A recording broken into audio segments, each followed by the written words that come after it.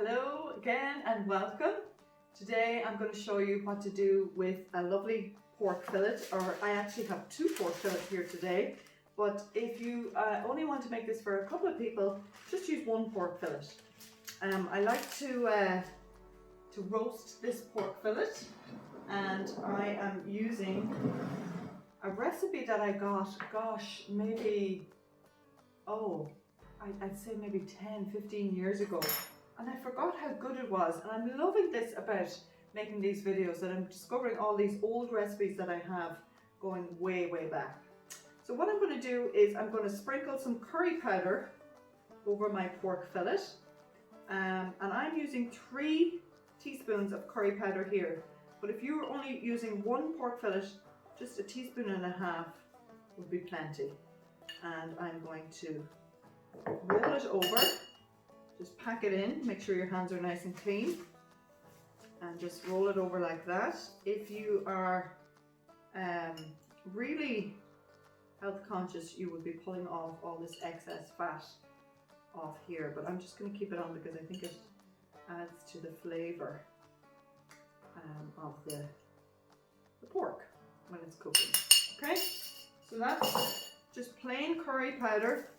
And I'm going to roll it in all the excess curry powder that's left there underneath. Try and grab all that curry powder and pop it in here into my casserole dish. Waste not, want not. Pour all that in there, okay? I'm just going to put that over there and wash my hands really quickly. Hope you're all doing well. We're having very changeable weather here in Ireland these days. One day it's like -2 or 3, the next day it's 10 degrees. It's that just change from winter to spring. Okay, so to this I am going to add some lemon juice, and I'm going to add 1.5 tablespoons, 1.5 tablespoons of lemon juice to this here, which is what you would use. Why is this not coming out? Oh, there we go. If you were just using 1, but because I'm using 2, I'm going to add 3 tablespoons, just like that. And I have 25 grams of butter that I'm just going to lightly drizzle over the top, just like that. And I'm going to pop that into the oven. What temperature? 180, which is 350, I believe. So guys, I'm going to show you how to make a lovely sauce to go with this pork. So I'm using 1 cup of water, and I'm using 1 stock cube. Again, I'm just using one of those gluten-free stock cubes, because this could be a gluten-free dish, because we're using corn flour to thicken this sauce. I'm also going to add 2 tablespoons of cream. I usually like to use double cream. I just didn't have any today, so I'm using just normal fresh cream. And 2 teaspoons of lemon juice, which is a tiny amount of lemon juice. 2 teaspoons of, is it 2 teaspoons of French mustard? You can never find the recipe. Yeah, so it's 2 teaspoons. And I'm using Dijon mustard for this, okay? Pop them all in there together. Give them a nice little stir around. And I'm going to just gently melt that together until my stock cube dissolves. In the meantime, I have 2 teaspoons of corn flour here and 2 teaspoons of water. I'm just going to add them together until that makes a thick paste.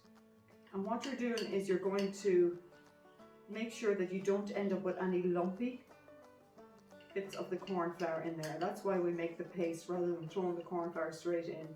It would end up just being clumped together in lumps. Okay, so that's it's a really thin paste. And I'm just going to give this a stir around over here. I might bring you guys closer so you can see what I'm doing. So I'm just trying to dissolve the stock cube in here, and we're almost there. I don't want to boil it too much because You don't want to boil cream or it'll curdle. So I'm just lifting it, placing it on the heat and taking it off the heat just until that stock cube has disappeared, which I think it has disappeared now. Okay, and I'm going to add to that my corn flour mix. It's still there, still running around there somewhere. So I'll just keep mixing. I think we're good now. So I take my corn flour mix and just gently off the heat, slowly add that, because if you have it on, if you add corn flour on a very hot heat, sorry, you probably can't see, I'll just move this a bit closer. If you have the corn flour on a hot heat, it will just clump together when you add it. Sorry, I'm not doing this very well. There we go. It's a bit like adding Bisto or powdered custard. You want to do it nice and gently and constantly stirring all the time, just to avoid any lumps. Okay, and then we'll bring that back onto the heat to crack open the corn flour and thicken things up, and that will happen very, very quickly. So just keep stirring, and I can start to feel it just sticking onto the bottom of the pan like that.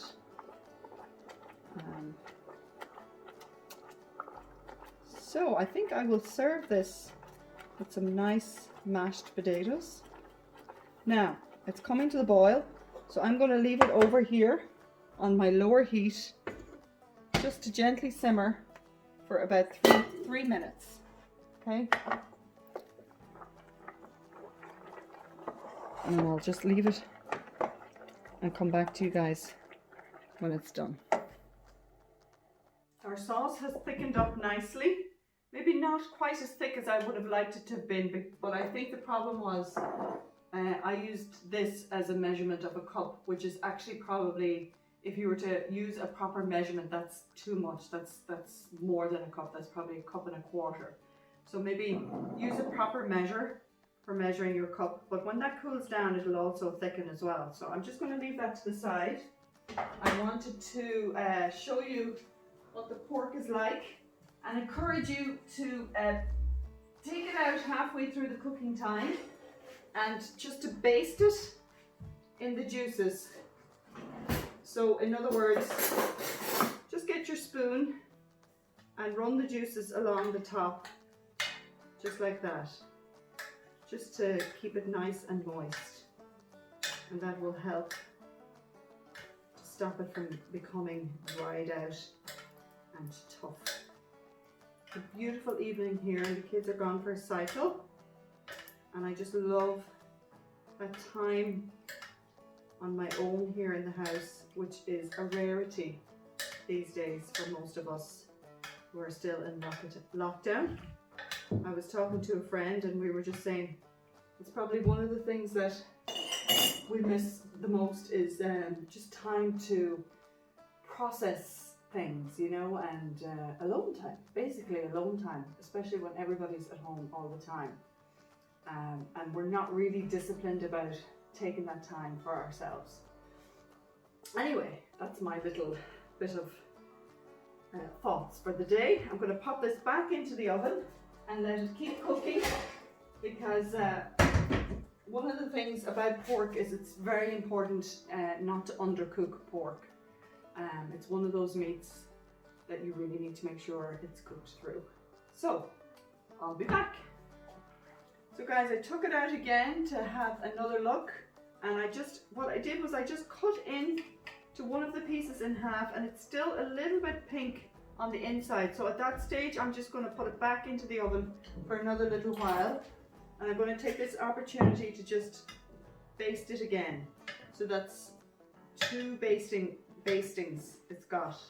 I've never said that before in my life, 2 bastings. It is now in the oven about 40 minutes. So these are quite thick fillets, so that's why they're taking a little bit longer. And I'm just going to pop it into my hotter oven to get it nice and crispy on the outside, okay? So just pop it in there, maybe for another 10 minutes. So altogether that will be about 50 minutes, and then we'll be ready to serve up.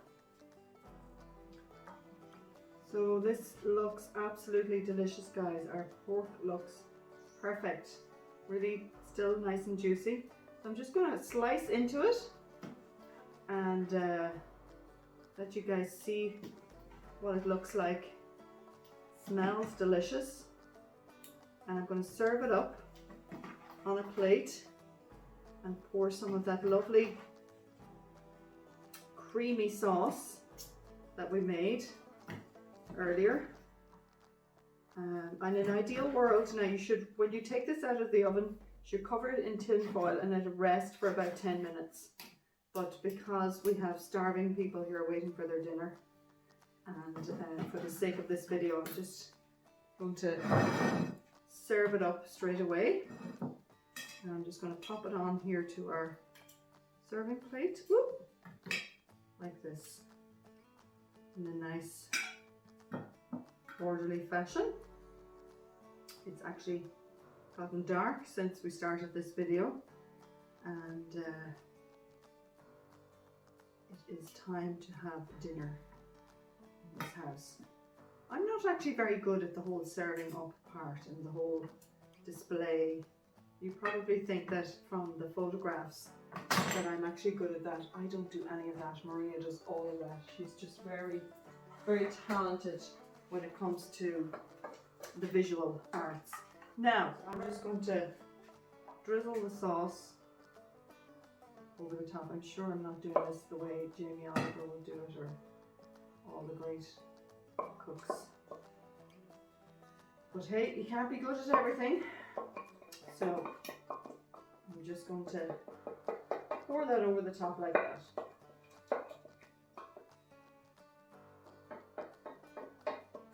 Smells delicious, and I'm going to serve this with some mashed potatoes that Grace has kindly mashed for me, and I just have some green vegetables to go with it.